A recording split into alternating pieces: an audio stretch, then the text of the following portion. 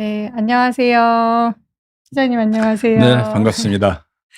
네, 오늘 대한수면연구학회와 비욘디가 함께하는 2026년 세계 수면의 날 기념 특별 방송 그 첫 번째 순서입니다. 네. 그 세계 수면의 날이라고 있습니다. 여러분들 매년 저희가 비욘드에서도 방송을 하고 있는데 3 월 셋째 주 금요일 날이 세계 수면 날로 지정이 돼 있어서 수면이 얼마나 중요하고 수면 장애 치료가 국민의 건강, 삶의 질을 증진시키고자 2018년도부터 현재까지 매년 세계 수면학회에서 주관하면서 전 세계 약 80개 국가에서 참여하고 있는 하나의 수면 캠페인입니다. 우리나라에서도 다양한 단체들이 세계 수면의 날 기념으로 행사들이 진행하고 있는데 대한수면연구학회에서 이러한 행사를 준비해서 비욘디에서 많이 협조를 해 주셔서요. 오늘부터 9일 3월 13일까지 거의 매일 대한수면연구학회가 자랑하는 다양한 임원들이 나오셔서 수면의 중요성에 대해서 방송을 하도록 할 예정이고 오늘은 그 첫 번째 방송입니다. 네, 그래서 오늘 첫 번째 방송은 저희가 마련한 이 특별한 시리즈의 첫 번째로 오늘은 사실은 교수님이 그 자랑할 만한이라고 말씀하셨지만 저희 학회의 얼굴이신 대한수면연구학회 신원철 회장님을 모시고 오늘 그 여정을 시작하려고 합니다. 안녕하세요. 저는 가톨릭 관동대학교 국제성모병원 신경과에 근무하고 있는 김혜인입니다. 제가 오늘은 진행자의 역할을 충실히 하려고 하고요. 오늘 이렇게 저희 학회의 대표이시면서 당연히 얼굴이시면서 저희가 너무 자랑하고 싶은 회장님을 모셨습니다. 네, 반갑습니다. 대한수면연구학회는 벌써 한 25년, 26년 차가 되는 학술 단체고요. 주로 수면을 전공하고 있는 의사들, 연구자들 모여서 학술적인 교류와 친목을 도모하고 있는 학술 단체입니다.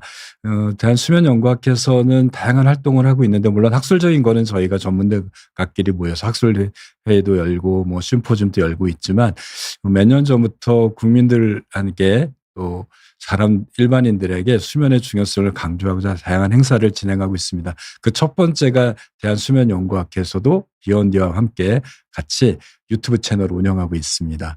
또 여기에 나와 있는 대로 홈페이지에 ksrs5r.kr로 들어오시면 수면에 대한 일반인들이 볼 수 있는 정보들을 올려놨으니까 한번 참고해 보시면 좋을 것 같고요. 오늘은 세계 수면의 날이 3월 13일입니다. 왜 3월 13일이 세계 수면의 날인지 아신가요? 알았던 것 같은데 갑자기. 예, 저도 사실은 이번에 좀 찾아보면서 알았는데요. 왜냐하면 매년 지난 2018년부터 작년까지는 3월 셋째 주 금요일 날이 세계 수면 날로 지정이 됐거든요. 네네. 근데 올해 13일은 3월 둘째 주입니다. 좀 이상해서 저도 좀 찾아봤어요. 그랬더니 저도 몰랐던 사실을 좀 알게 됐습니다. 이게 뭐냐면 세계 수면학회가 있는데 수면학회에서 세계 수면의 날을 지정할 때 단순히 3월 셋째 주 금요일 날로 정한 게 아니고 찾아보니 춘분, 우리나라만 음력을 세는 줄 알았더니요.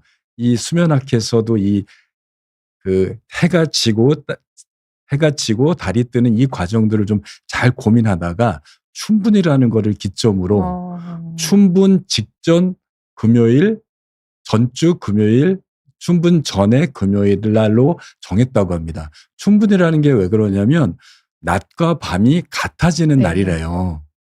그러니까 올해 춘분은 3월 20날이랍니다. 그러니까 올해 세계 수면의 날은 3월 셋째 주인 3월 20날이 될 수가 없고 그 전에 금요일이니까 3월 13일로 지정이 됐다고 하더라고요. 그래서 저희가 이거를 그러면 가을에 하면 그 얘기가 있었는데 그러면 결국에 가을쯤에 똑같이 낮밤이 또 한 번 더 오는 추분 즈음에 하면 좋겠다.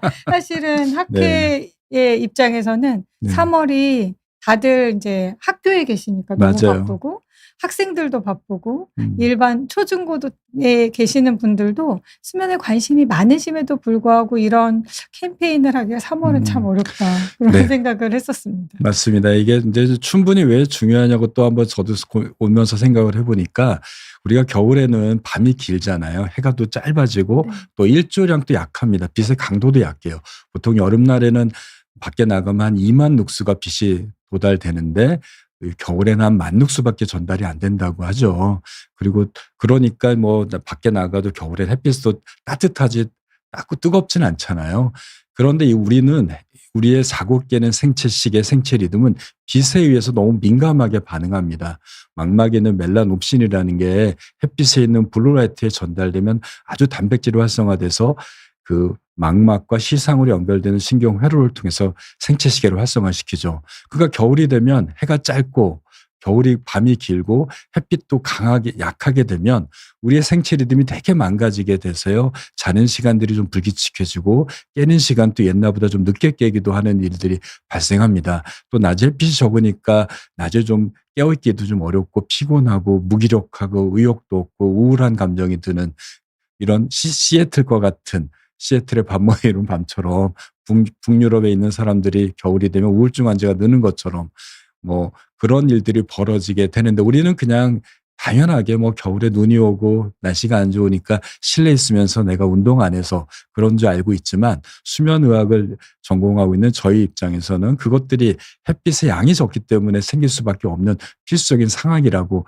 말씀을 드리고 싶고요. 그런 의미에서 세계 수면의 날에서는 이제 여러분들이 깨어나야 되고 여러분들의 생체 시계를 자연스럽게 햇빛과 동조시켜야 되는 이 날을 기점으로 조금 더 활기차게 활동하기를 바라는 마음으로 아마 이 날을 세계 수면 날로 정한 것 같고요. 또 가을이 되면 말한 대로 추운 때는 이제 또 활기찬 생체 시계가 약해지는 시점으로 돌아가니까 우리가 햇빛이 아니라 우리의 움직임, 활동, 감정으로 생체 시계를 좋게 만드는 캠페인 한번 벌려도 좋을 것 같습니다. 이참에 한번 대한수면연구학회와 함께하는 대한수면연구학회 수면의 날을 한번 해볼까요? 해도 될 것 같다. 왜냐면 그때는 조금 뭐 캠페인을 하기도 국민적 관심, 사실 이런 캠페인 자체가요, 회장님, 사실 많은 여러분들의 관심 그리고 참여가 필수적으로 수반되어야만 하고 우리가 그걸 위해서 노력하고 있는 거라서 추분의 캠페인도 괜찮을 것 같습니다. 회장님께서 지금 세계 수면의 날에 대해서 너무 몰랐던 이런 지식을 전달해 주셨고 이제 굉장히 많은 국가들이 참여하고 있습니다. 그래서 올해의 슬로건을 저희 대한수면연구학회에서는 말씀을 사실 그 내용 중에 다 있었는데요. 그래, 잘 자야 잘 살 수 있다. Sleep well, life better인데 우리말로는 이제 잘 자는 것이 건강한 삶을 이끌어낼 수 있다는 의미로 잘 자야 잘 살 수 있다. 이렇게 만들어 봤거든요. 그래서 저희의 기획 의도가 잘 강렬하게 조금 많은 분들에게 다가갈 수 있기를 좀 바라는 마음에서 이렇게 잡아봤고요. 저희 대한수면연구학회가 그동안 했던 여러 가지 캠페인, 오늘 하고 있는 것을 포함하여 학술 연구, 그리고 회장님이 또 가장 1번으로 생각하시는 잘못된 수면 상식을 조금 바로잡는 역할을 많이 하려고 저희가 노력을 하고 있습니다. 그래서 회장님 왜 잘 자야 잘 살까요? 요거 얘기하기 전에 저희가 한번 우리 김영현 교수님이 인천국제성모병원 신경과 교수기도 하지만 대한수면연구학회에서는 홍보이사를 맡고 있습니다.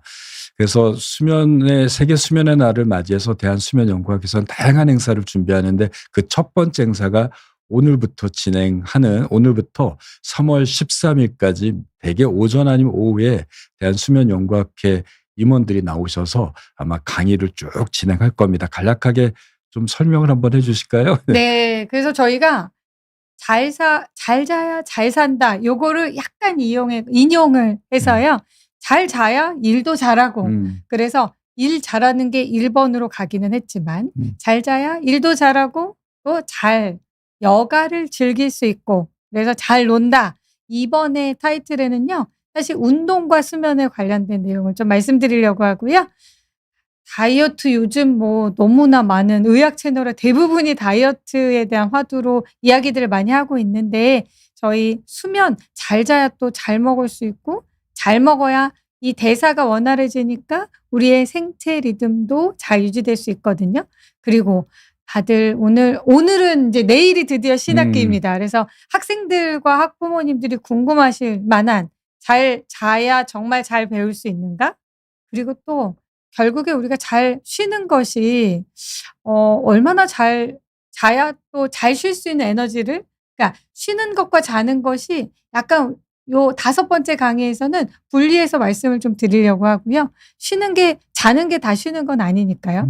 그리고 6번째 또 학생들 특히 인제 성장기 학생들은 아이들 잘 자야 잘 크는 거 너무나 잘 알지만 그 이유에 대해서 또 우리 아이 수면 백서 그래서 또 저희가 준비를 했고 마지막으로 수면 전문의가 공개하는 루틴인데 조금 더 많은 사람들이 공감할 수 있는 내용 그리고 실천하기 조금 쉬운 내용들을 위주로 잘 자야 잘 산다 요렇게 네. 만들어 봤습니다. 요렇게 쭉 이제 저희 학회 임원들이 와서 방송을 할 테니까 요 방송도 또 꼭 지켜봐 주시고요. 저희가 다음 주 금요일 날 우리나라 여러 언론사의 기자들을 모시고 기자 간담회를 준비하고 있습니다. 거기에 또 주제가 몇 가지가 있죠. 네네. 네. 여기 또 있나요? 제가 다 외우지는 못해서. 제가 좀 설명드리면 교대 근무자들이 우리나라 한 500만 명 있다고 그럽니다. 사실 쿠팡 사태를 겪고 나면서 우리가 뭐 여러 가지들을 배웠지만 그것들을 배송하는 분들의 문제들도 우리가 뼈저리게 느끼고 있잖아요. 뭐 중요성도 알고요. 쿠팡이 새벽 배송 안 하면 우리는 어떻게 살아요? 뭐 이런 문제부터 시작해서 또 그런 우리 행복함을 위해서 노력하시는 분들이 있는데 그 사회가 고도화되면서 교대 근무자들이 밤낮이 바뀌어서 생활하거나 너무 일찍 출근해야 되는 문제들이 생기면서 뭐 노동단체에서는 근무 시간을 제한하자고 하는 새벽 근무 시간을 제한하자는 제안도 나오고 있는 것 같긴 합니다. 그래서 이번에는 저희가 기자들을 불러서 교대 근무자가 얼마나 건강에 문제가 많은지 해결책은 뭐가 있는지에 대한 내용 꼭지 하나 또 우리 김혜영 교수님이 발표하겠지만 매년 여러 단체에서 우리나라 수면 실태와 전 세계 수면 실태 조사 발표가 있는데요. 저희도 매년 기자간담회 할 때 이런 내용들을 보도자료 내고 있는데 작년에 나왔던 데이터와 이전에 나왔던 여러 데이터를 묶어서 우리 대한민국 국민들이 과연 어떻게 잠을 자고 있는지 문제점 뭔지에 대한 발표가 또 있을 겁니다. 또 세 번째는 수면 장애에 대한 여러 가지 치료법들과 약물들이 개발되고 있지만 사실은 여러분들이 쓰실 수 있는 몇 가지 수면제 빼놓고는 대부분은 비급여입니다. 새로 나오게 되는 이중 올렉신 수용체 차단제라고 하는 렘보렉산트도 비급여로 가을에 출시될 예정이거든요. 굉장히 안전한 약임에도 불구하고 또 어떤 약들 기면적 약물은 급여로 들어왔다가 나라에서 금액이 너무 싸니까 해외에서 약을 철수시킨 사례도 작년에 있었던 그런 사례를 겪었습니다. 뭐 여러분들이 많이 쓰는 멜라토닌 서방용도 일단 비급여죠. 네. 또 불면증 인지행동 치료로 나오고 있는 디지털 치료제로 앱으로 사용하는 것도 다 비급여로 6주 사용하는데 20만 원이 넘는 비용을 내야 됩니다. 이런 수면 장애 치료를 위한 의료 제도에 대한 보장성 강화에 대한 문제들 이 세 꼭지를 가지고 아마 기자들과 기자 간담회를 할 예정이고 아마 그것이 6일을 기점으로 쭉 언론에 공개가 될 테니까 여러분들 관심 있게 봐주시면 좋겠습니다. 그리고 3월 13일 날은 저희가 무슨 행사를 하죠? 저희가 이게 너무 빠른 공개인 것 같긴 한데. 하셔도 됩니다. 네, 저희가 판교 현대백화점에서 수면 관련 행사들을 진행하는데요. 저희 대한수면연구학회가 사실은 수면을 환자를 보고 또 연구를 하는 많은 의료진들 중에 저희가 감히 굉장히 선도적으로 이런 산업 분야에서도 역할을 충실히 하려고 노력을 많이 하고 있는데 그 일환으로 여러 기업들이 함께 모이는 수면 행사를 진행을 하려고 하고 있습니다. 행사 자체는 13일부터 일주일 이상 현대백화점 판교점에서 진행이 되는데요. 저희 학회는 주말을 기점으로 13일, 14, 15 이렇게 3일 동안 저희가 이제 부스 행사를 진행합니다. 혹시 이제 지나칠 일이 있거나 방문해 주시면 저희가 또 거기서 수면 습관에 대한 안내도 해드리고 여기 저희를 비롯하여 우리나라에 있는 여러 수면 관련된 기업체들이 들어오니까 기업은 홍보를 해서 좋고 저희는 또 많은 이런 일반인들을 사실 저희가 병원에 있으면 환자만 만나는데요. 이런 기회를 통해서 또 많은 분들, 일반인들을 만나서 수면 정보를 전달할 수 있는 좋은 기회라고 생각합니다. 예, 3월 13일부터 열흘 동안 그 현대백화점 판교 지점에서 아마 그 이벤트 홀이 한 200평이 된다고 그래요. 거기에는 삼성전자, 뭐 카카오 헬스케어, 또 뭐 경동 나비엔, 또 수면 회사 중에 레즈메드라고 하는 다양한 회사들이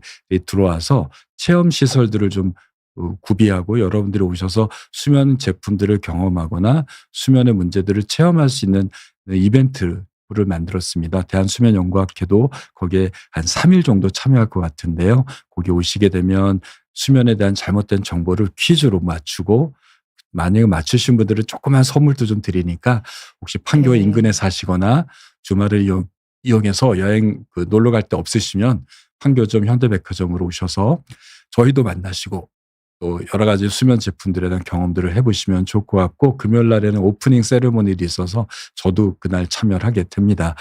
함께 해주시면 좋겠습니다. 예, 그리고 그날에는 또 그 조선일보하고 함께 대한수면연구학회가 그 수면에 대한 중요성에 대한 기사도 아마 발간될 예정이니까 여러분들 한번 참고해 주시면 좋겠습니다. 네. 이렇게 보면 한 거의 열흘 동안 네. 그 모든 국민들이 수면에 좀 집중하고 네. 물론 열흘이 좀 긴 시간인 것 같긴 하지만요, 회장님. 이 수면의 날을 기점으로 우리가 원하는 모두가 잘 자는 그 방법을 사실 잘 자는 방법은 오늘 회장님께도 여쭤볼 거지만 다 나름의 자기만의 방법이 있는 것 같은데요. 그 여기서 환기 차원에서 사실 예상에 없던 Q&A 시간을 잠깐 네. 예, 저희 또 앞으로 가볼까요? 네, 회장님 여기서부터. 계시니까 Q&A가 들어왔는데 네, 잠깐 받아볼까요? 해보실까요? 예. 네. 30대 중반이신 분이시고요. 잠이 드는데 한두 시간 걸리고 총 수면 시간이 30대 찍은 좀 짧으신 것 같네요. 4-5시간 정도라고 하고 새벽에 2-3시쯤 깬다. 새벽 2시 저도 출장 갔다 와서 그런 적 있거든요. 3시에 계속 깨더라고요.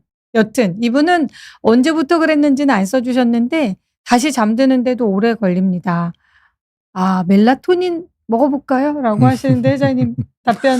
네, 뭐 30대 중반에서 이런 일들이 드물지 않죠. 일단 이분의 문제부터 먼저 좀 정리해 보면 몇 시에 자는지에 대한 정보는 없지만 잠드는데 한두 시간이 걸립니다. 우리가 잠드는데 걸리는 시간은 20분 이내로 잡거든요.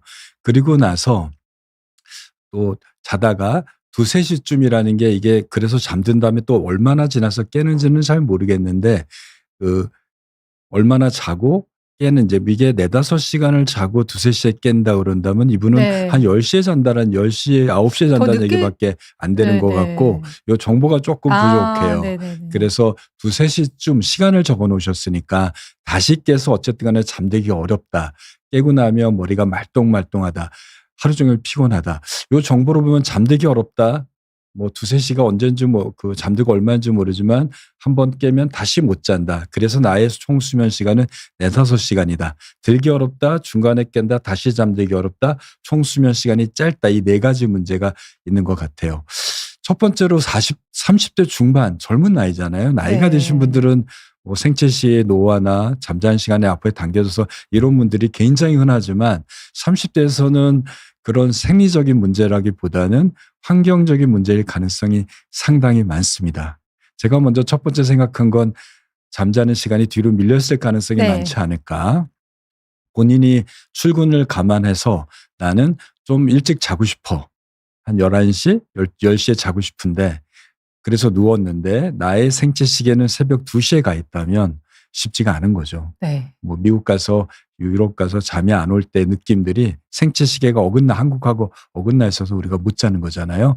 그렇게 되는 이유 중에 가장 큰 거는 첫 번째는 자기 전에 보는 블루라이트의 노출. 핸드폰 보고 붉은 빛에 쬐고 컴퓨터 작업하고 게임하고 이런 거가 이 블루라이트에 노출되게 되면 생체 시계는 내가 자는 시간에 떨어져야 되는 꺾여서 자는 꺾어져서 이제 떨어져야 될 시점인데 빛을 쬐게 되면 생체 시계는 다시 올라갑니다. 이게 하루에 30분 정도에서 1시간씩 밀릴 수 있으니까 내가 일주일만 하시게 되면 서너 시간이 훌떡 넘어가요. 그러면 나는 원래 11시에 자려고 그래도 생체 시계는 새벽 2시에 잡혀 있으니까 잠이 안 오게 되죠. 그런데 또 잡니다. 특히 젊으신 분들은 몸의 피로도가 수면 압력이 굉장히 높거든요. 운동하게 되면 아데노신이나 물질이 많이 쌓이게 되니까 잘 수 있어요. 그래서 피곤해서 잘 수 있는 잠은 최대 3시간입니다. 3시간 안에 그 아데노신이 축 쌓였던 게 완전히 다 없어지거든요. 맥시멈 3시간입니다. 그러니까 처음에는 피곤해서 내가 잠자는데 생체 리듬은 떨어지지 않고 높아지고 있으니까 요 차이는 높더라도 자더라도 이 깊은 잠 못 자고 선잠 자요. 잠들기도 네.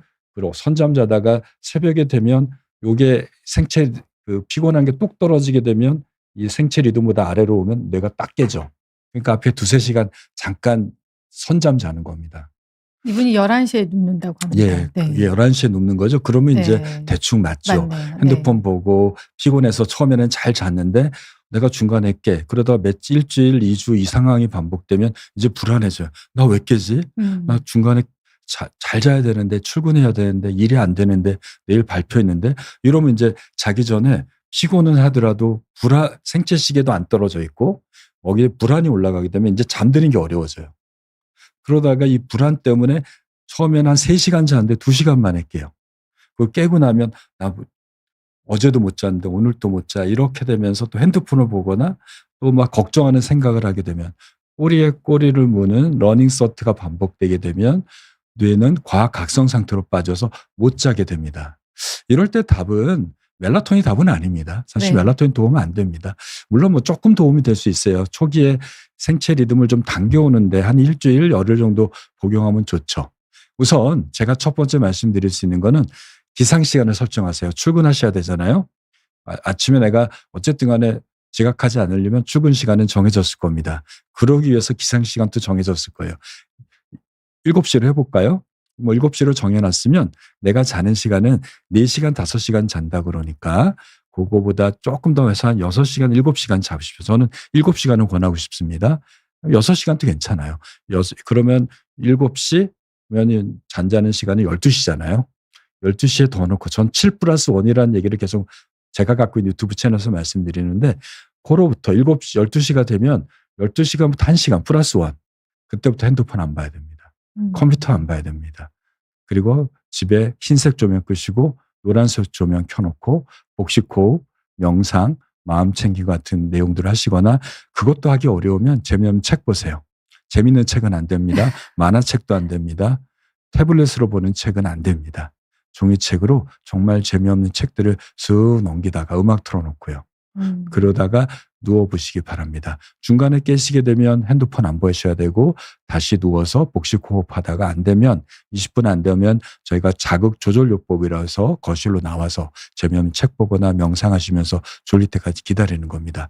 이렇게 하면 한 일주일, 2주면 되게 좋아지는데 1, 2주도 견디는 것도 힘들잖아요. 네. 이럴 때 멜라토닌은 한 11시 그 명상하고 핸드폰 안 보는 그 시점에 맞춰서 멜라토닌 드시게 되면 되게 식물성이나 병원에 처방하는 거 되게 1시간 내외니까 한 12시에 자는 리듬으로 차츰차츰 바뀌게 됩니다. 아침에 일어나서 또 중요한 건 아침에 기상하자마자 햇빛 쬐는 거예요.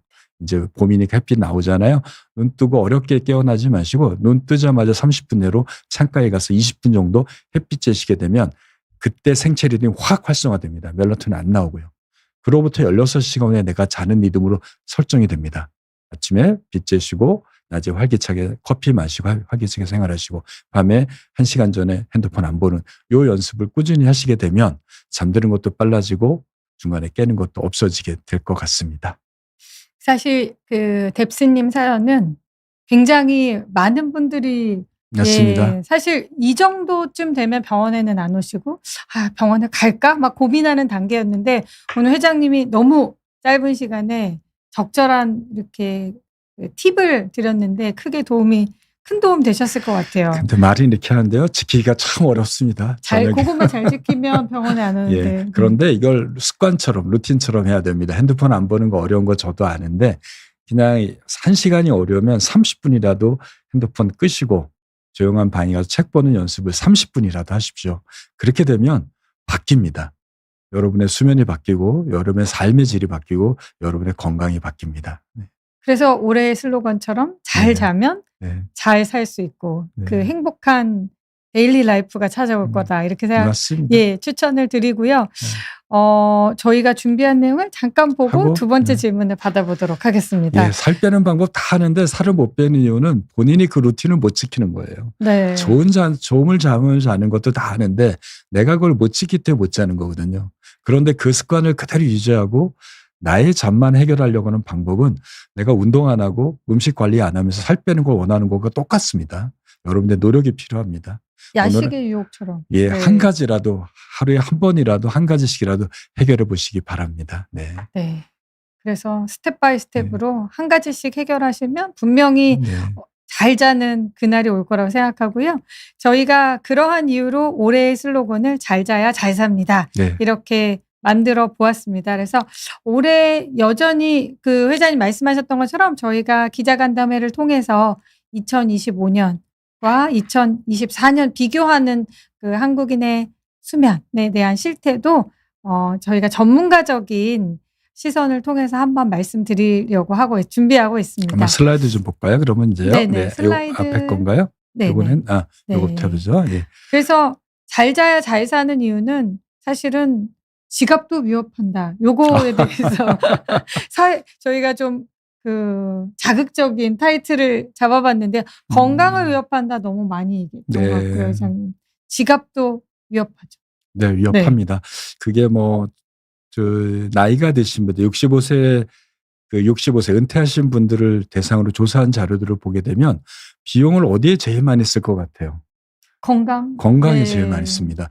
여행 가고 쇼핑하고가 아니라 자기 건강을 위해서 비용을 제일 많이 지불하고 그게 70세가 넘어가면 그 금액은 더 늘어난다 그러고요. 사실 그거 나이가 더 들게 되면 그 지갑의 문제는 본인의 지갑이 아니라 이제 자녀들의 지갑으로 넘어가는 상황이 발생하게 됩니다. 질병이 생겼을 때 치료하는 방법은 하수입니다.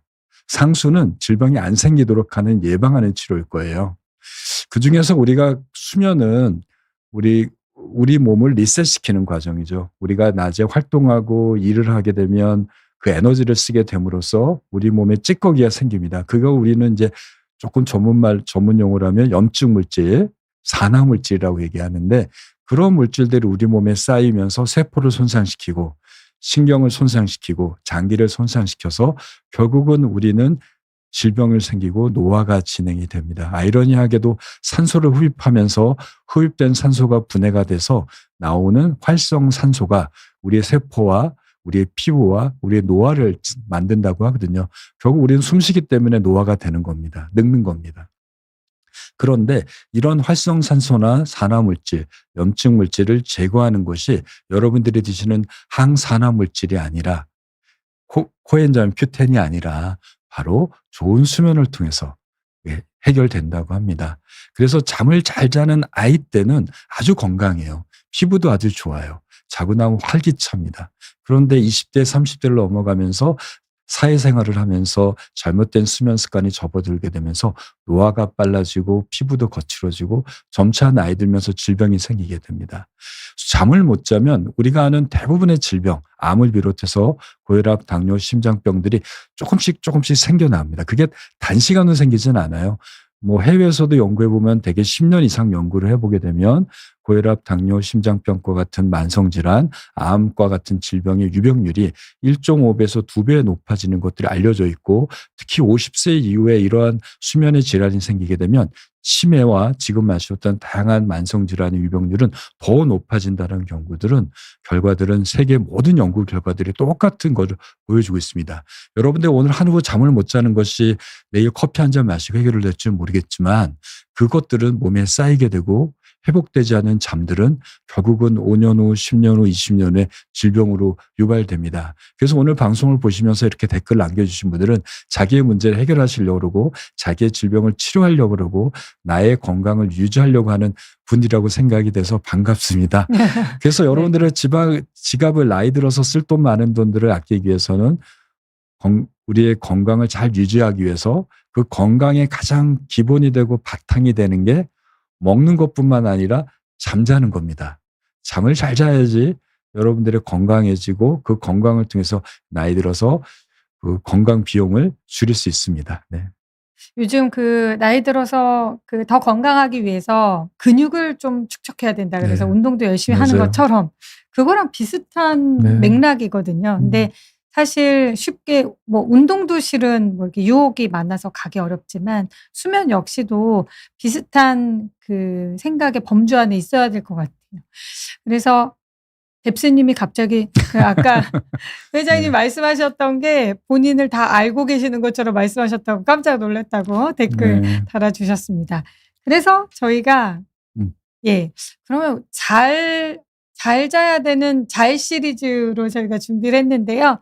저희가 생각하는 잘 시리즈는 잘 자고 잘 일하고 운동도 잘하고 공부도 잘하고 결국에는 우리의 삶이 인생이 잘 사는 것을 향하고 있도록 하는 저희 메시지고 지금 오늘 약 30분 동안 말씀해 주신 내용들이 다 같은 방향을 바라보고 있다 이렇게 생각하고요.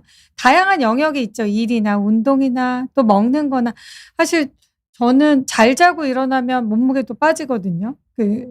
자는 동안에 대사가 일어나는 거니까요. 그래서 또 어느 정도 그 비만과도 관련이 있기 때문에 식사 좀 비워내고 리셋이 되어야 또 새로운 에너지를 우리가 받아들일 준비가 되는 거니까 이런 관계들을 좀 요 잘 시리즈를 통해서 비욘디와 함께하는 수면 방송을 통해서 잘 풀어보려고 저희가 준비했으니까 오늘 방송을 시작으로 계속 열심히 열렬히 시청해 주시기를 바라고요.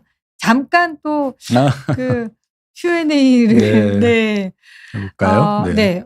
53세이시고 이분이 콜로라도에 계시다고 네. 햇빛이 너무 좋다. 수면 시간이 4-5시간 비슷하시네요. 주치의께서 미국에서 처방을 받으신 것 같고 트라조돈을 처방해 주셔서 먹고 있다. 트라조돈 먹고 1시간 더 주무시네요. 5시간에서 6시간 자고 있고 학교를 다니고 아르바이트 할 때 생긴 습관이 아마 일찍 일어나셨어야 됐나 봐요. 그래서 새벽 3시에 일어났던 것이 여전히 고쳐지지 않고 한국에 가도 새벽 3시에 깹니다. 이거 어떻게 고칠 수 있나요? 라고 질문 주셨습니다. 네, 좋은 데 사시네요. 콜로라도 저도 덴버 한번 가봤었는데 그 지대가 좀 높은 지대에 있기 때문에 우리나라에서는 평창에 가까운 우리가 700고지에서 피톤치드도 많이 나오고 공기도 좋다고 해서 사람이 살기 좋은 곳으로 알고 있는데요. 그 좋은 데 살고 계시네요. 콜로라도가 겨울에도 그렇게 춥지 않고 여름에도 아주 덥지 않은 곳으로도 저도 알고 있는데 좋은 곳에 햇빛 많은 곳에 살고 있어서 아주 행복하실 부럽습니다. 것 같습니다. 네, 부럽습니다. 예. 그런데 이제 요게 보죠. 우선 트라조돈을부터 먼저 약을 좀 볼까요? 네. 약간 여기 윤YI님 6465님은 53세라고 네. 알려주셨고 젊을 때부터 이랬다고 그랬고 몇 시에 주무시는지 몇 시에 깨는지 정보가 있으면 조금 더 답을 드릴 좋을 것 같은데 그 정보가 없어서 좀 아쉽네요. 미국에 사시기 때문에 아주 늦게는 안 주무실 것 같긴 한데 혹시 지금 댓글을 달을 수 있으면 몇 시에 침대에 들어가고 몇 시에 나온지 한번 적어주시기 바랍니다. 그 사이 저는 트라조돈을 좀 정리해 볼게요. 트라조돈은 항우울증 약물입니다. 이게 세로토닌을 높여주는 약물인데요. 이 약물은 일반적인 SSRI라고 하는 선택적 세로토닌 제흡수 차단제 같은 약물들의 경우는 세로토닌을 높이는데 세로토닌은 행복물질이잖아요. 이게 뇌로 전달되게 되면 편도체에 전달되어서 감정을 좀 안정시키고 기분을 좋게 만들어서 행복 호르몬이라고 알려져 있습니다. 근데 세로토닌이 갖고 있는 또 다른 문제가 하나 있어요. 바로 각성 효과입니다. 그래서 일반적인 SSRI라고 하는 우울증 약물들은 대개는 이제 각성 효과가 좀 있어요. 대신에 너무 불안한 거가 심한 사람들은 세로토닌이 갖고 있는 각성 효과를 얘를 이겨내게 되면 얘를 먹어도 불안이 떨어지니까 약간 각성이 있어도 잘 수 있어요. 그래서 많은 약들이 약간 아침에 먹는 걸로 권고하고 있습니다. 그 렉사프로라고 하는 약물들은 세로토닌 아주 선택적으로 작동되기 때문에 가장 많이 처방되는 현재 약, 가장 안전한 약도 아침에 복용하는 거 일반적으로 권고합니다. 저녁에 먹으면 우울증을 좀 요런 약물들은 각성을 좀 유발할 수 있어서 몇 개 뭐 프로작이라든지 플록세틴 같은 경우는 특징도 각성을 잘 유발합니다. 근데 트라조돈 또 세로토닌 높여주거든요. 근데 이건 수면제로 많이 사용합니다. 그 이유는 뭘까요? 이 트라조돈은 렉사프로라고 하는 에스시탈로프람은 세로토닌을 아주 선택적으로 98%를 작동시킵니다.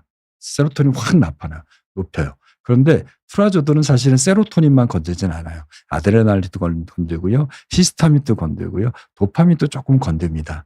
이런 거를 많이 건드냐에 따라서 부작용이 좀 많은 약물들이 되게 되는데 트라조돈은 100ml 이하에서는 히스타민을 억제하는 효과가 있습니다.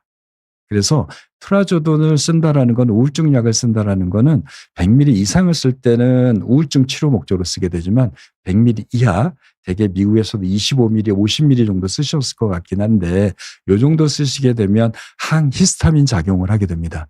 히스타민은 뭐냐면 각성 물질을 일으켜요. 물론 히스타민은 알러지 반응을 조절하는 효과도 있지만 항히스타민은 각성 물질이거든요. 얘를 좀 꺼줘서 우리가 좀 각성을 좀 줄여주는 효과를 기대하기 때문에 이걸 씁니다.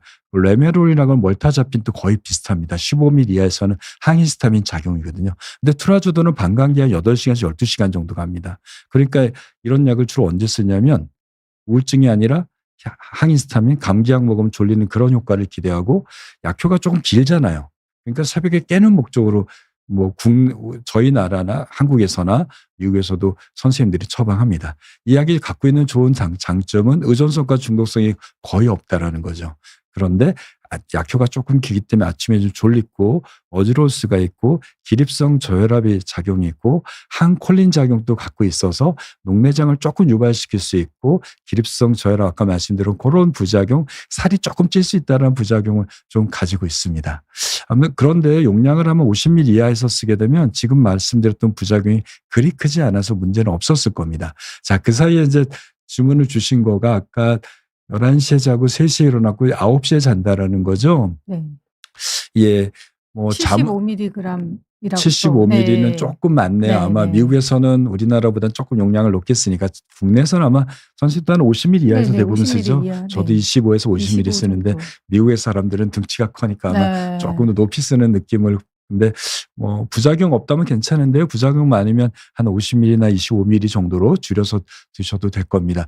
저게 75ml 넘어간다고 해도 더 효과가 있지는 않거든요. 네. 항히스타민 작용이 한계가 있어요. 자, 그래서 이제 좀 정리해 보면 학교 다닐 때 11시에 잤다가 3시에 깬다. 그럼 4시간 잔다라는 거.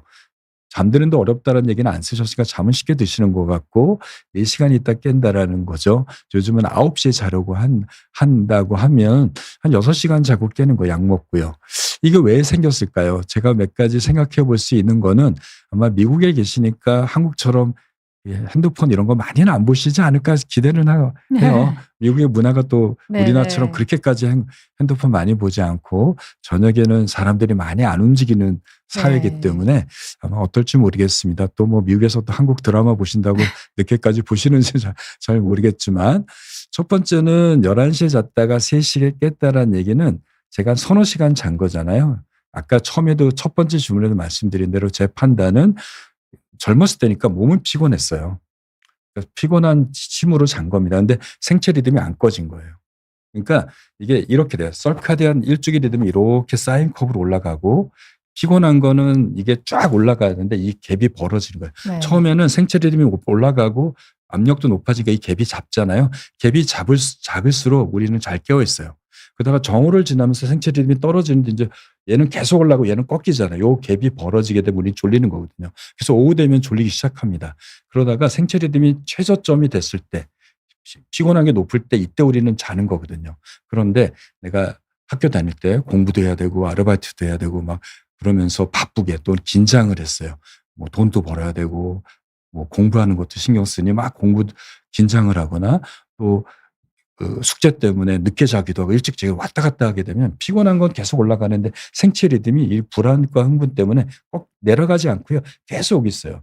그러면 얘가 피곤하니까 그래도 벌어지니까 자는 서너 시간에 뚝 떨어져요. 그럼 3시간에 깼을 겁니다. 아마 불안했고 걱정이 많았고 깼을 거예요. 그러다가 이제 그래서 깼을 겁니다. 그러면 그게 잘 안 바뀌어요. 이 문제가 해결되지 않으면. 그런데 미국 도착해서 나이도 이제 50대가 되시면서 조금 미국 문화에 따라서 일찍 주무시려고 하고 계시겠죠.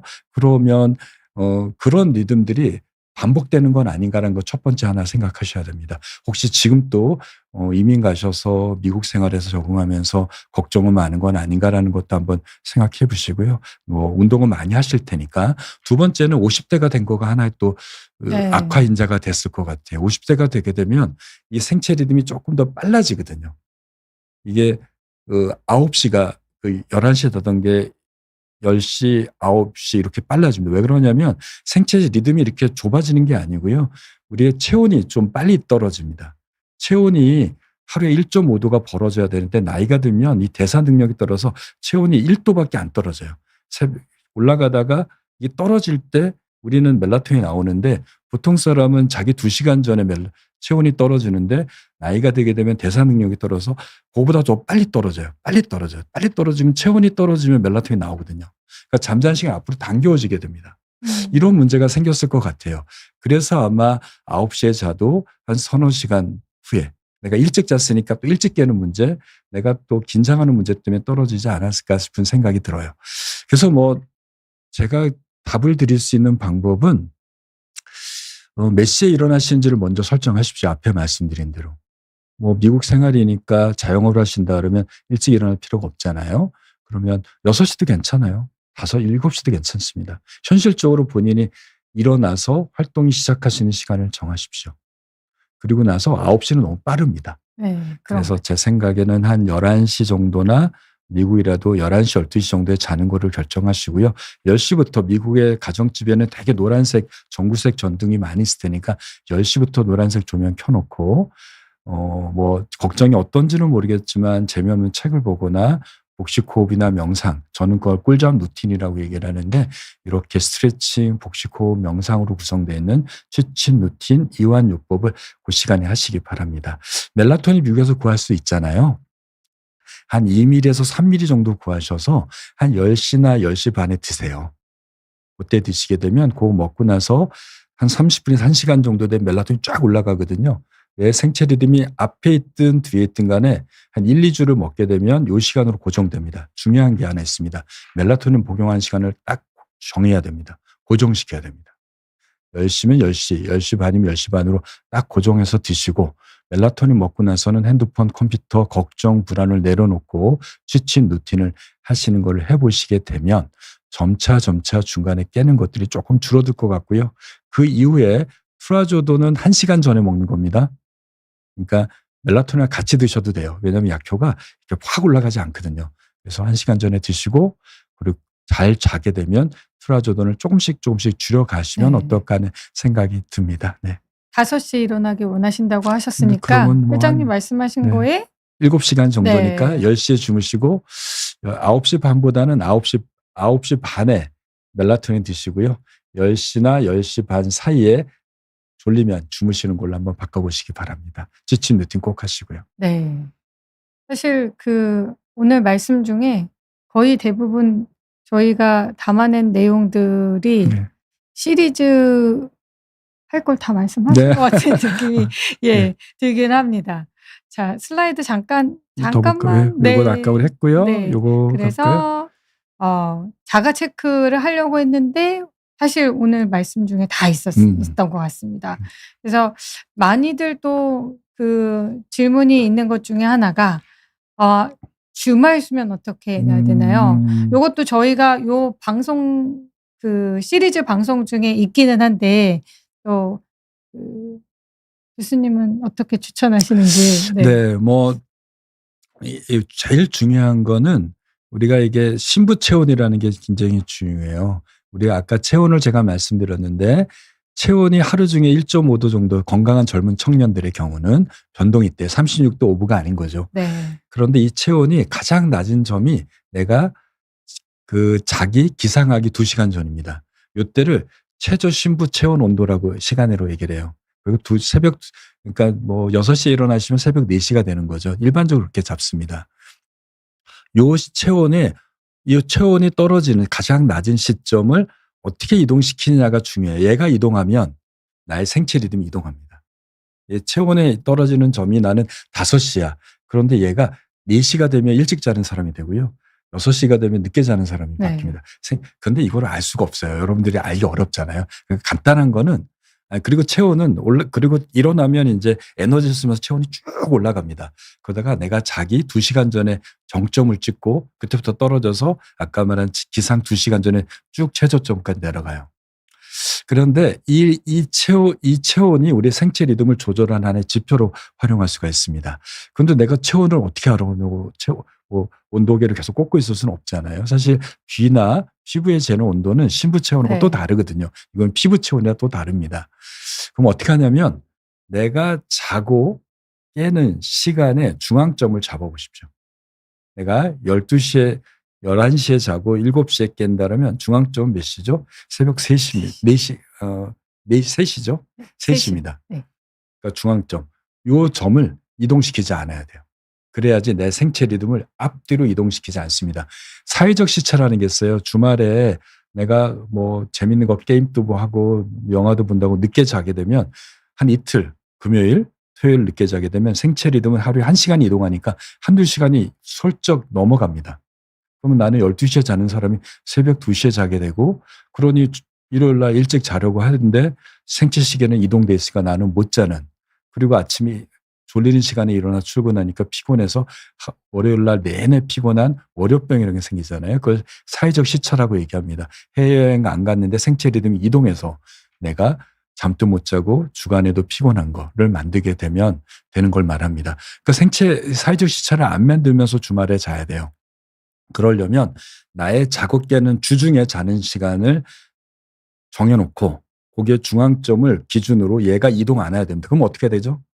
내가 자는 시간 또 플러스 마이너스 1시간, 기상시간 플러스 마이너스 1시간, 최대 2시간 더 잘 수 있고요. 그래야지 이 중앙점이 이동하지 않습니다. 이렇게 자는 게 좋고요. 그래도 그렇게 하면 나는 그래도 피곤해 이러면 질문도 나왔지만 낮잠으로 좀 해결해도 됩니다. 낮잠을 한 20분 정도, 최대 30분까지 낮잠 자게 되면 이 낮잠 효과는 3시간 정도 각성 효과가 있거든요. 낮잠을 한 20~30분 정도 주무셔서 낮에 그 피곤한 걸 해결하십시오. 왜냐하면 대한민국은 주중에 너무 적게 자요. 왜냐하면 뭐 업무적인 일도 있겠지만 사실 업무적인 일보다는 자기의 즐거움을 찾기 위해서 더 늦게 잡니다. 늦게 자고 출근 시간을 맞춰야 되니 수면 시간이 부족해서 전 세계에서 유례가 없는 수면 부족 국가로 우리가 랭킹을 하고 있잖아요. 이게 일하다가 늦게 자는 게 아니라 사실 뭐 밤에 우리가 해야 될 일이 너무 많아요. 집에 와서. 그것 때문에 늦게 자게 되는데 그 부족한 걸 주말에 채우시려면 플러스 마이너스 내가 평소에 자는 시간을 정도에 더 재우고 낮잠을 한 20~30분 이내로 제한하셔라. 면 좋겠습니다. 근데 만약에 정말 나는 못 잔다. 2시간, 3시간도 못 잔다고 하고 4시간을 뭐 이내로 자는 분들은 낮잠 한 2~3시간 자도 됩니다. 특히 교대 근무자의 경우는 낮잠을 좀 길게 자는 것도 저희가 추천하거든요. 그런데 나는 1~2시간 부족한 사람들은 낮잠을 20분 이내로 제한하는 게 좋습니다. 네. 사실 5분 지난 것 같은데 거의 방송이 이제 마무리 단계에 가서 이현정님의 76세 어머니 질문도 반은 지금 말씀드렸고요. 76세 어머니 오래되셨을 것 같은데요. 병원약만 의존하기엔 좀 그렇고 식물성 멜라토닌 병원약에 플러스로 같이 먹어도 되냐고 질문 주셨습니다. 우선 이게 노인 불면증을 조금 먼저 특징적인 거를 말씀드려야 됩니다. 이게 약만 병원약으로 해결 안 되는데 식물성 멜라토닌 갖고 해결되지 않거든요. 병을 치료하기 위해서는 원인을 교정해야지 약만 줘서는 안 됩니다. 머리가 아픈데 진통제 먹을 수 있지만 그게 일주일, 한 달씩 머리가 계속 아픈데 진통제만 달고 있으면 질병을 키우게 됩니다. 똑같은 원리입니다. 어머니가 76세고 얼마나 활동적인지는 잘 모르겠습니다. 인지기능도 어떤지는 잘 모르겠습니다. 첫 번째는 제가 노인들 오시게 되면 먼저 질문드린 게 몇 시에 방에 들어가는지 물어봅니다. 자는 시간이 말고요. 몇 시에 방에 들어가는지. 어머니 혹시 일찍 들어가지는 않으시나요? 그리고 방에 나오는 시간을 물어보십시오. 요 방에 들어가는 시간을 나이가 많아도 7시간으로 제한하시기 바랍니다. 9시에 들어가시게 되면 몇 시에 나와야 되죠? 7시간이면요. 새벽 4시에 나와야 돼요.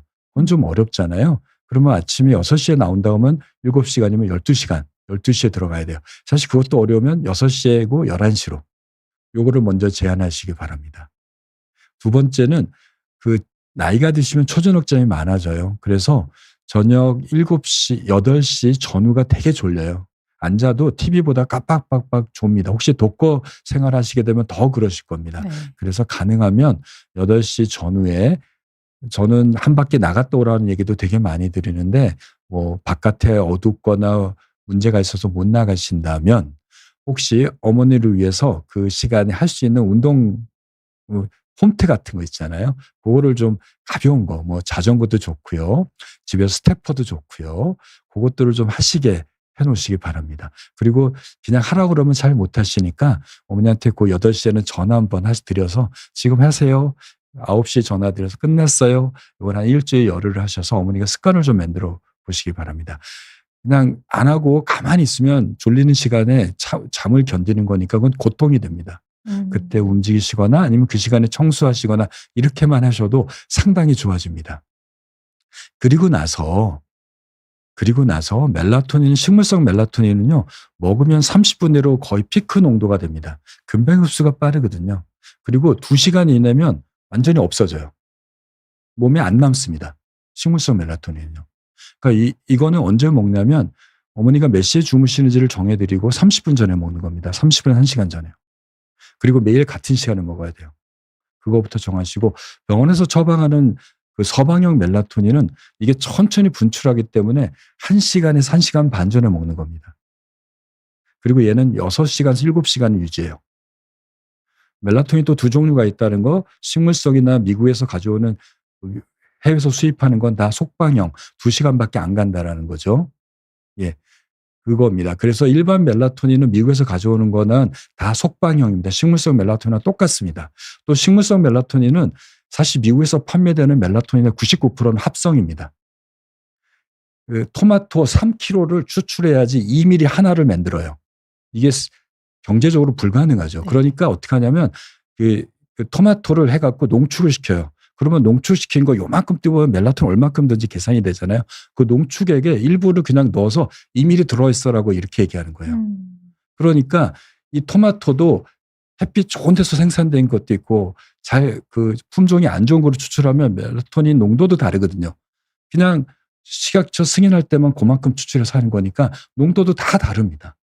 그래서 사실 식물성은 여러분들이 식물에서 추출한 거는 안전하기 때문에 우리나라는 식품으로 인정하거든요. 그러니까 판매가 되는 건데 사실 약의 효과를 기대한다면 합성이 더 맞습니다. 우리가 병원에서 판매하는 게 다 합성이잖아요. 왜냐하면 그 농도가 일정하거든요. 합성으로 매니까. 그리고 싸요. 굳이 식물성을 권할 이유는 저는 없다고 생각하는데 합성으로 드셔도 됩니다.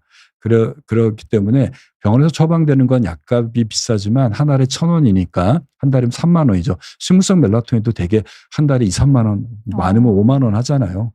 그러니까 이게 병원에서 처방되는 게 더 쌀 수도 있습니다. 효과도 더 길고요. 네, 굳이. 예. 그리고 멜라토닌을 복용하는 거 가장 중요한 건 매일매일 같은 시간. 얘가 잠을 유도하는 효과는 체온을 조금 떨어뜨리는 효과밖에 없어요. 우리가 수면제처럼 뇌를 억제하는 가바 효과가 아니라 체온을 조금 떨어뜨립니다. 그거밖에 수면 유도 효과가 없는 거예요. 그럼 무슨 효과가 있냐면 생체 리듬을 조절하는 효과가 강합니다. 그러니까 멜라토닌은 생체 리듬을 고정하는 목적으로 쓰는 거지 수면 유도 효과를 쓰는 게 아닙니다. 그래서 하지만 나이 드신 분들은 멜라토닌이 부족하기 때문에 잠자기 1시간 전에 매일매일 같은 시간에 드세요. 드시기 전에 움직이세요. 그리고 먹고 나서 핸드폰 보지 말고 바로 눕지 마시고 책 보거나 재미없다가 들어가세요. 이렇게 하시면 어머니도 아마 조금 나을 거고요. 기상에서 나오자마자 햇빛 쬐도록. 햇빛 쬐는 게 어려우면 요즘에 광치료기도 있으니까 그런 거라도 사서 갖다 드려서 6시에 쬐세요. 7시에 쬐세요. 이렇게 해주시는 게 약을 줄이는 방법이고 어머니의 수면 건강을 유지하는 방법이라고 생각이 됩니다. 네. 또 몇 개 질문 요거까지 좀 더 할까요? 네. 질문이 계속 들어오고 있는데요. 네. 지금 보니까 식물성 멜라토닌과 일반 멜라토닌의 차이점, 궁금증은 지금 해결해 드렸고요. 당직 근무자 수면 건강 상태, 네. 요거는 조금 간단하게 좀 설명드리면 이게 교대 근무자나 야간 근무자들을 말하는 것 같아요. 네, 밤에 근무하시는 분들. 이거는 뭐가 문제냐면 생체 리듬이 완전히 바뀌는 거잖아요. 네. 갑자기 우리가 미국 갔다가 다음날 뭐 2, 3일 근무하다가 갑자기 한국도 온 꼴이 된 거니까 네. 이게 사실 되게 어렵습니다. 자, 이럴 때는 야간에 근무하고 집에 올 때까지는 가능하면 빛을 좀 안 쬐는 게 좋습니다. 나는 자야 되니까요. 네. 그러니까 선글라스 끼면 좋은데 선글라스는 사실 블루라이트 차단율이 좀 낮습니다. 그래서 안경점에 가셔서 블루라이트 차단 안경 있어요. 그 호박색 필터를 넣어주는 거거든요. 제 안경도 블루라이트 차단 안경인데 제 거는 흰 색깔이잖아요. 이런 거는 이 범위가 좀 짧습니다. 그리고 강도도 약해요. 근데 노란색으로 되어 있는 블루라이트 차단 안경을 직장에서 나올 때 쓰고 나오세요. 그럼 얘는 자외선은 차단하지만 블루라이트를 차단합니다. 그럼 집에 오시잖아요. 집에 오셔서 그 암막 커튼을 다 치세요. 밤처럼 만들어야죠. 그리고 나서 뭐 가볍게 식사를 하셔도 되고 식사하고 바로 눕지 마시고 재미없는 책을 보거나 음악 들으면서 뇌를 좀 진정시키세요. 그리고 멜라토닌 드셔야 됩니다. 한 3일 정도 미룰 때 집에 와서 멜라토닌 드시고 핸드폰 안 보고 책 보고 음악 드시고 이렇게 해서 주무시면 한 3시간에서 4시간 주무실 겁니다. 일어나셔서 한 서너 시간 자고 나서 일어나십시오. 뭐 억지로 잠을 더 잘 청해도 잠이 안 옵니다. 일어나셔서 뭐 씻고 햇빛도 쬐고 가벼운 운동하시다가 출근 시간 전에 한 1시간 정도 주무시는 게 아주 이거 분할 수면이라고 하는데 이때 나는 또 자는 시간으로 일하는 시간으로 들어가기 때문에 한두 시간 주무시고 이럴 때 아주 강한 광치료를 찌고 가시면 생체 리듬이 좀 변화가 옵니다. 되게 요 정도 권할 수 있습니다. 그래서 아침에 정리해보면 아침에 집에 오셔서 멜라토닌 드시고 한 3일 정도 안 먹어도 될 정도면 안 먹어도 돼요. 그리고 한 서너 시간 자고 햇빛 쬐고 활동하다가 출근하기 전에 1시간 정도 낮잠, 그 다음에 강한 빛 쬐기. 요 정도만 하셔도 도움이 되지 않을까 싶습니다. 제가 갖고 있는 채널에 이거 여러 개 올렸는데 참 힘들어요. 이렇게 돼요. 네. 그리고 저희가 또 다음 저희 시리즈 첫 번째의 교대 근무 이야기도 드릴 거니까요. 또 더 깊은 이야기들을 풀어드리도록 하겠습니다. 저희가 한 개만 더 질문을 받아보도록 할게요. 뒤에 방송이 없어서. 네. 60대 어머니가 새벽 3시에 깬다. 그리고 다시 못 잔다. 노화로 인한 자연스러운 변화냐 노인성 불면증이냐 물어보셨는데 역시나 뭐 좀 다른 정보가 없어서요. 예. 네. 노인성 불면증이고 노인의 노화 현상입니다. 어머니가 조금 너무 일찍 안 주무시도록 한번 해보시기 바랍니다. 아까 말한 대로 나이가 60세가 넘어가면 생체 리듬이 좀 당겨지거든요. 근데 어머니들도 되게 졸리는 시간에 안 자려고 8시에 저녁 먹고 안 자려고 하는데 어머니가 어떻게 생각하는지 모르지만 제가 만나는 분들의 패턴은 독거노인도 되게 많거든요. 아니면 아버님하고 둘이 사셔도 아버님이 텔레비전을 딱 쥐고 있어요. 그럼 어머니는 그거 재미없으니까 방에 딱 들어갑니다. 침대에 누워요. 텔레비전을 켜요. 아니면 앉아서 뭐 성경을 필사하시거나 책을 본대요. 그런데 어디서 하냐면 침대에 누워서요. 그리고 조명은 노랗게 해놓고. 그러면 내가 잠자는 시간 앞으로 당겨져서 너무 졸리는 시간인데 침대에 누워있으면 그때 깜빡깜빡 조는 거죠. 8시, 9시에 방에 들어가셨으면 그때 잔다고 생각하셔야 돼요. 그러면 7시간을 자도 새벽 서너 시에 깨는 겁니다. 초저녁 잠이 빨라지는 거를 먼저 생각하셔야 돼요. 아니면 그것도 아니면 방에 안 들어가도 TV 보다가도 꾹꾹꾹 좁니다.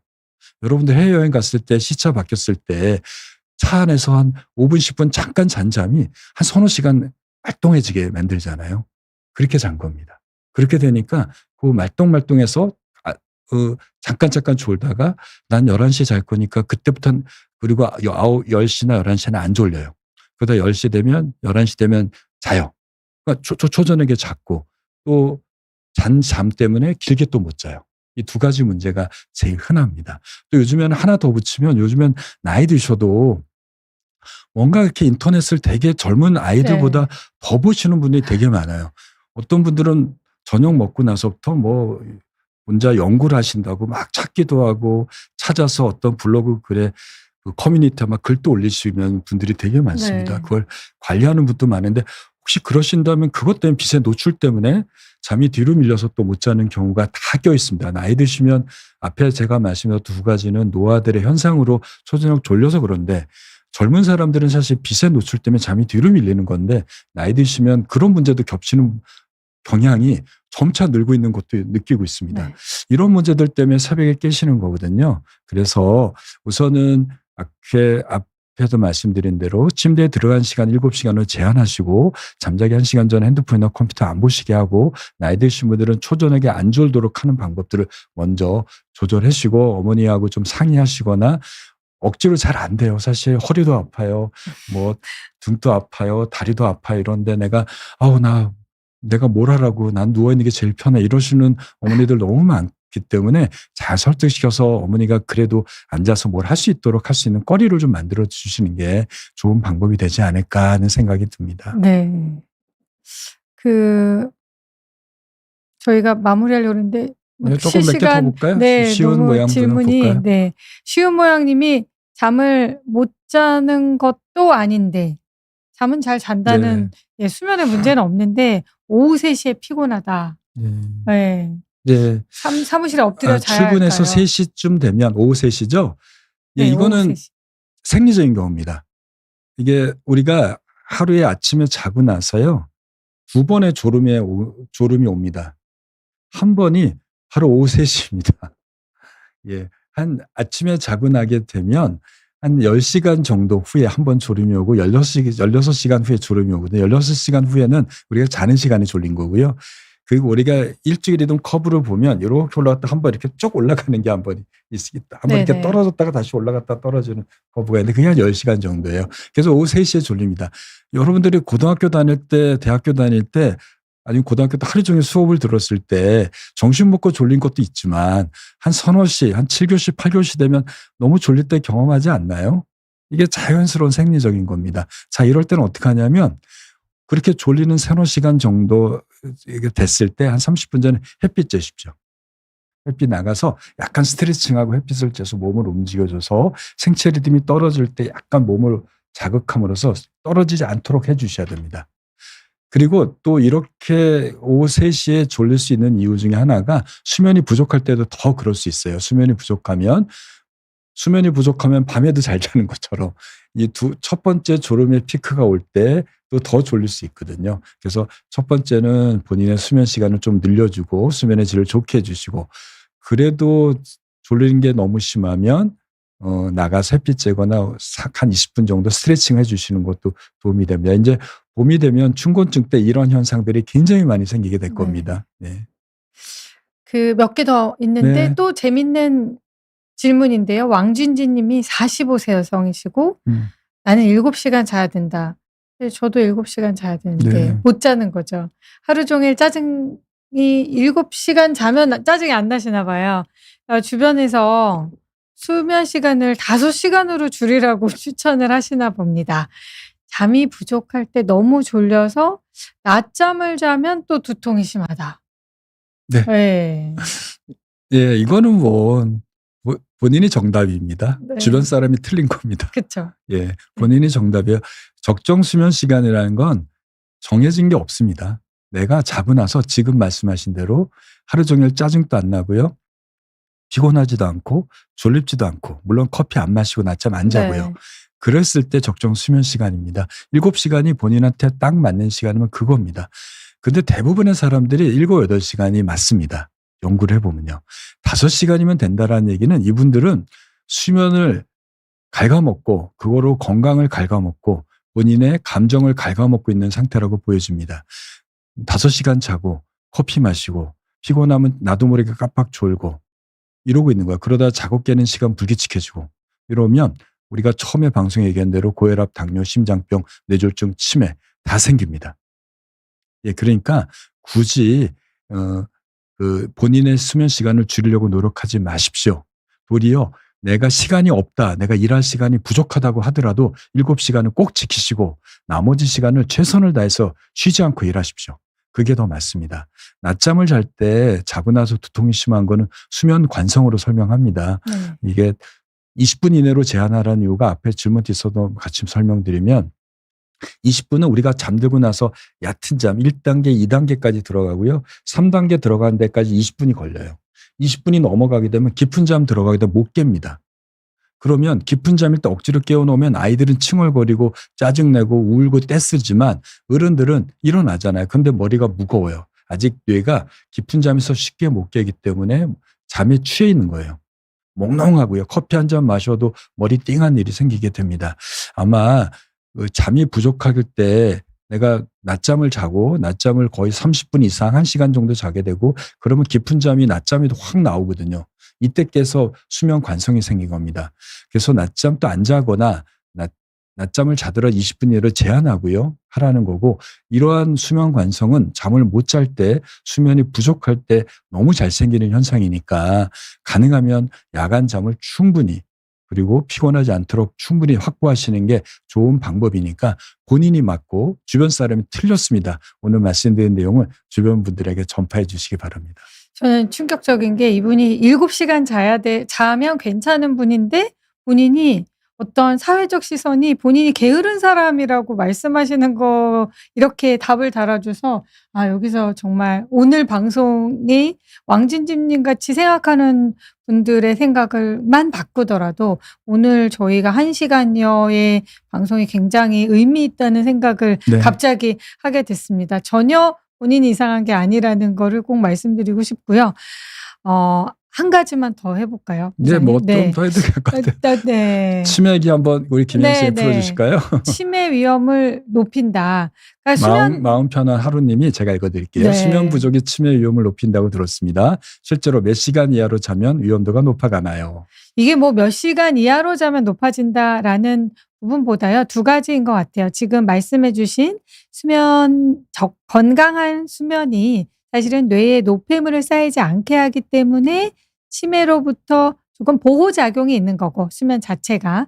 그런데 수면이 부족하면 이러한 보호작용이 줄어들기 때문에 위험을 높일 수 있고 또 많이들 알려져 있는 수면 무호흡증, 산소가 부족해지고 산소 포화도가 떨어지는 이런 상황들이 치매랑 관련된 나쁜 물질들이 뇌에 쌓이고 그것이 뇌에서 빠져나가지 못하도록 하기 때문에 치매의 위험을 높이는데 어찌 보면 수면 시간이 갑자기 줄어들거나 수면의 패턴이 바뀌거나 수면의 질이 갑자기 나빠지고 오늘 뭐 사실 이렇게 얘기하다 보면 한도 끝도 없을 것 같은데 렘 수면 행동장애라고 해서 수면 중에 있었던 꿈에서 있었던 행동들을 그대로 이렇게 표현해내는 꿈을 그대로 표현하는 이러한 종류의 수면 장애들이 관련된 신경 퇴행성 치매를 비롯한 여러 종류의 신경 퇴행성 질환들에 어찌 보면 수면 부족에서 치매가 생긴다.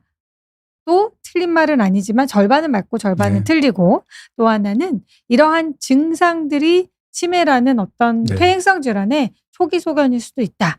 그래서 이런 부모님이 특히 이제 또는 본인이 수면의 패턴이 갑자기 바뀌거나 시간이 갑자기 줄어들거나 이런 변화들이 생긴다면 오늘 말씀 회장님 해주시면서 수면이 어느 정도 줄어드는 것은 자연스러운 일일 수 있다고 말씀드렸으니까 너무 막 겁에 질리거나 너무 걱정하실 필요는 없는데 급격한 변화가 있다면 한 번쯤은 생각해 봐야 된다. 이렇게 말씀드리고 싶습니다.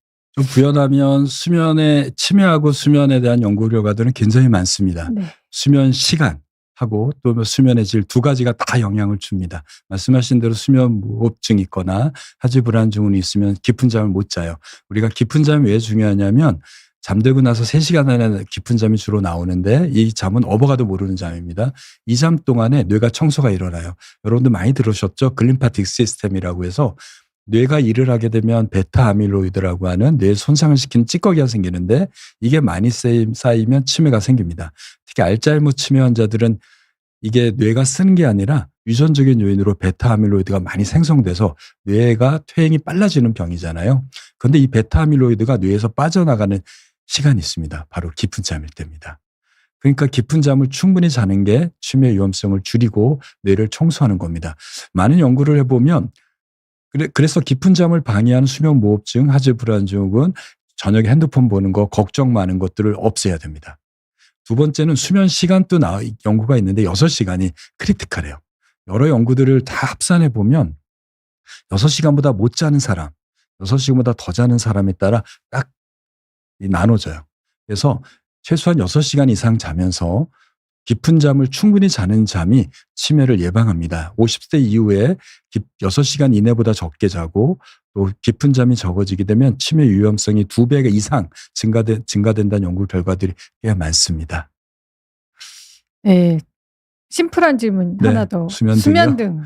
예, 네, 실제 도움이 될까요? 도움이 됩니다. 수면등이라는 게 뭐 아이들의 잘 때 이렇게 켜놓는 노인들이 걸어갈 때 넘어지지 않도록 켜놓는 등을 말하는 건 아니고요. 이것을 조금 저녁에 자기 전에 블루라이트를 차단하는 등으로 이해하시면 좋습니다. 우리가 빛을 분류할 때 여러 가지로 분류할 수 있어요. 빛의 밝기는 룩스입니다. 촛불이 1m 거리에서 나오는 빛의 밝기를 1룩스라고 잡거든요. 그런데 생체 시계를 이동할 수 있는 건 최소한 1000룩스가 넘어가야 되고 5000룩스가 도달됐을 때 생체 시계가 쉽게 이동합니다. 이 빛을 밤에 쬐게 되면 생체 리듬은 뒤로 밀려요. 자기 전에. 기상에서 쬐면 생체 리듬이 앞으로 당겨지게 됩니다. 그래서 이 밝은 빛도 나쁩니다. 근데 두 번째는 이 빛의 색깔로도 또 분류합니다. 이 켈빈이라고 얘기하는데요. 6800 켈빈은 주광색. 이라고 해서 굉장히 밝은 빛이에요. 여러분들 아마 실내 켜놓은 걸 거예요. 그 다음에 4800 켈빈이 그 주백색, 조금 더 옅은 하얀색, 2800 켈빈이 노란색입니다. 그래서 저녁에 자기 전에 1시간 정도의 이 노란색 조명, 전구색을 켜놓으시면 이 전구색에는 블루라이트가 70%가 없습니다. 30%만 들어있어요. 그러니까 30% 정도의 빛으로, 이 밝은 빛으로는 책을 볼 수 있어요.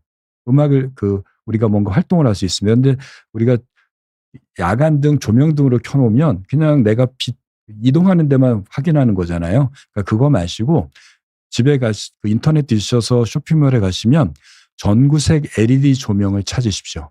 호텔 가면 있는 조명입니다. 그 노란색 켜놓으시면 블루라이트가 70% 차단되고 그때부터 핸드폰 안 보시고 컴퓨터만 안 보셔도 그 생체 시계는 자연스럽게 꺼집니다. 나의 시계를 자극만 안 시켜도 우리의 시계는 알아서 꺼지거든요. 그래서 잠자기 1시간에서 2시간 전에 전구색 노란 불빛 나오는 전구색 LED 조명을 켜놓으시면 생체 시계가 쉽게 꺼지도록 도와줄 수 있습니다. 대신에 핸드폰, 컴퓨터, TV는 안 보셔야 됩니다. 노란색 조명 켜놓고 블루라이트 왕창 쬐면 아무 소용없기 때문입니다. 이제 핵심적인 팁을 너무 많이 들었는데요. 쉴 새 없는 지금 질문이 올라오는데 네. 대부분의 질문들이 저희가 또 남은 방송 중에 해결해 드릴 수 있을 것 같아서 그럴까요? 예, 다시 슬라이드로 넘어가 볼까요? 네. 회장님의 수면 실천 1, 2, 3. 회장님의 수면 루틴. 네. 우선은 뭐 제 루틴이기도 하지만 저는 어쨌든 간에 무조건 자는 시간은 정해놓고 잡니다. 제가 아이들이 고등학교를 다닐 때도 애들이 학원 갈 때 12시 넘어서 올 때도 있잖아요. 저는 그냥 11시 반이면 가능하면 11시 반에서 12시 사이에는 무조건 자는 게 제 루틴입니다. 그냥 침대로 들어갑니다. 시간을 확보. 예, 그거 확보하고요. 아침에 기상 시간이 또 중요하죠. 가능하면 그 시간에 일어나려고 노력합니다. 근데 환자들한테나 잠 못 자는 분들한테 제일 중요한 건 기상 시간을 얘기하고요. 기상 시간을 정해놓고 6시간에서 7시간 본인 형편에 따라 나는 6시간밖에 못 자는 분들 7시간 자라고 하는 거는 아무리 좋아도 의미가 없어요. 그래서 6시간 나는 잘 수밖에 없다고 하면 기상 시간을 정하십시오. 그리고 취침 시간은 6시간을 정하시고 그 시간을 지키시기 바랍니다. 이렇게 정해놓고 기상하고 나서 30분 내로 움직이시기 바랍니다. 누워있으면 안 돼요. 눈 뜬 시간이 기상 시간이 아니라 방에서 나오는 시간이 기상 시간. 그리고 취침 시간을 정했으면 30분에서 1시간 전부터 핸드폰 안 보셔야 되는 겁니다. 컴퓨터 안 보셔야 되는 겁니다. 다음날 있어야 될 걱정하지 말아야 되는 겁니다. 대신 뭘 해야 돼요? 나를 긴장을 풀 수 있는 좋은 음악, 재미없는 책, 명상하는 것들을 30분이라도 하시기 바랍니다. 낮에는 햇빛 쬐고 열심히 활동하는 건 여러분들이 잘 하실 겁니다. 이 정도가 제 루틴이라고 생각되고 여러분들도 같이 따라해 주셨으면 좋을 것 같습니다. 사실 지키기가 쉽지 않은 루틴, 특히 수면 시간 확보하시는 건 가족의 지원이 있으셨던 것 같습니다. 그래서 저희가 준비한 방송 요거는 채널 통해서 앞에서 또 말씀드렸고요. 그래서 관심 주제를 또 이렇게 픽하셔가지고 시청해도 좋지만 오늘 여기 피드백 채팅창에 보니까 다들 도움이 많이 되는 유익한 시간이었다고 의외로 놓치고 있는 수면 건강에 대한 잘못된 습관들이 있을 수 있으니까 저는 홍보이사로서 모든 방송을 다 시청해 주시면 좋겠다 이렇게 말씀드리고 싶고요. 전편을 시청하시면 아마 저희가 준비한 내용들을 보시면 종합적인 수면에 대해서 이제는 뭐 완벽히 거의 완벽에 가깝게 이해하실 것 같습니다. 그리고 주위 분들에게도 꼭 좀 알려주셨으면 좋겠습니다. 저희 기자간담회 내용은 서두에 말씀 안내를 좀 드렸었고요. 그래서 저희가 준비한 이번 시리즈는 저희 학회에 많은 교수님들이 재능 기부 차원에서 참여를 해주셨습니다. 많은 분들의 수면 건강을 위해서 정확하고 유익한 정보를 전해드리고자 준비한 방송이니만큼 앞으로 남은 방송도 열심히 많은 도움 될 거라고 자신 있게 말씀드릴 수 있고요. 오늘 밤 아직 멀었지만 오늘 밤에도 다들 편안하게 잠드실 수 있는 그런 날이 되셨으면 좋겠습니다. 회장님 마지막 말씀 한번. 네, 감사합니다. 예, 뭐 잠이라는 게 우리가 매일 경험하다 보니까 좀 무시하고 사는 게 참 많습니다. 뭐 조금 못 자도 그렇게까지 영향을 안 주거든요. 하지만 우리의 잠은 우리의 건강을 지키고 우리의 삶을 바꿀 수 있는 굉장히 소중한 힘입니다. 여러분들이 건강을 위해서 좋은 음식 찾아 드시고 또 열심히 운동하는 거 이상만큼 잠에 투자하시고 잠에 관심을 갖고 올바른 정보를 통해서 여러분들의 수면을 바꿔보시기 바랍니다. 그것들이 여러분들의 열심히 노력하시는 음식과 운동에 시너지 효과를 내서 더 건강하고 더 활기차고 더 즐거운 인생을 살 수 있는데 앞잡이가 되고 가이드가 될 것 같습니다. 함께해 주시고 대한수면연구학회와 하는 행사들에 대해서 관심 많이 가져주시기 바랍니다. 네. 그러면 오늘 방송은 여기서 마무리하도록 하겠습니다. 끝까지 시청해 주셔서 감사합니다. 감사합니다.